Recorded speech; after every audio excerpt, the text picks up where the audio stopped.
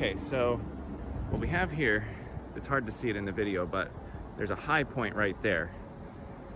And then there's a little bit of a trough, a little low spot there that's sagging down.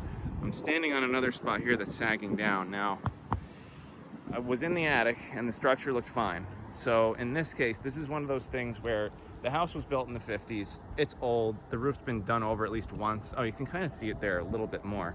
So that kind of shape right there, this is right where the addition meets up with the original house. That's the addition. This is the original structure. They got the same thing at the neighbor's house, and you could see, it's hard, I hope you could see it.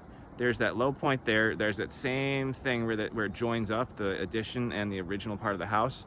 So as long as the structure in the attic is okay, which it is in this case, this is really just an oddity. It's not something you have to worry about. The roof isn't going to collapse on you.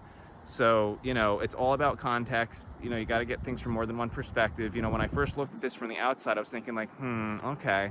But then you make a note, right? You make a note of like where you're seeing these different things so that when you're in the attic, you can kind of give yourself a little extra leg up in terms of figuring out, you know, what's really going on, if anything. This roof over here has the same thing going on. I guess they did an addition on a lot of these places. This whole suburb was built around the same time. And so they were using the same building practices. This roof also has that up and down kind of, you know, waviness to it. So this is just in the nature of these houses. It's not something where, like, let's say this was the only roof that was doing this, then I'd be like, okay. And it really is kind of a pretty significant hump here. So it's like, it's one of those things where when I looked at the structure on the inside in the attic, I didn't see anything wrong. There was no splintering.